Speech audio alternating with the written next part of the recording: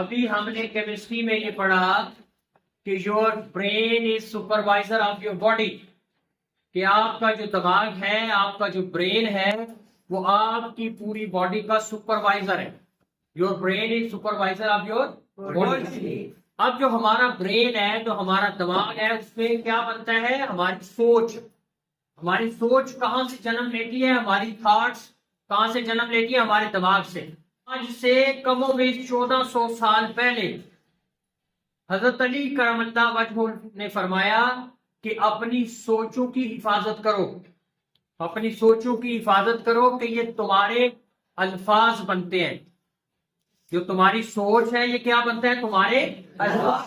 پھر آپ نے فرمایا کہ اپنے لفظوں کی حفاظت کرو، کہ یہ جو تمہارے لفظ ہیں، یہ جو تمہارے الفاظ ہیں، یہ تمہارا عمل بنتے ہیں، تمہارا ایکشن بنتے ہیں، تمہارا عمل بنتے ہیں.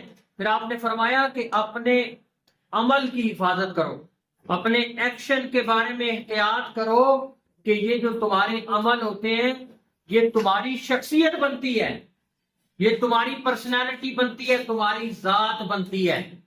اور اگر ہم سوچ سے سفر شروع ہوتا ہے اور پھر ایک انسان کی پوری پرسنالٹی بن جاتی ہے.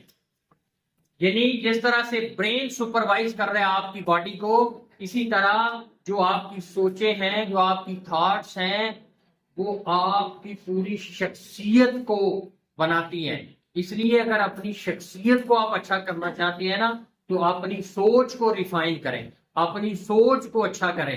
اپنی سوچ اچھی ہوگی تو آپ کے عمل بھی اچھے ہوں گے، آپ کے ایکشن بھی اچھے.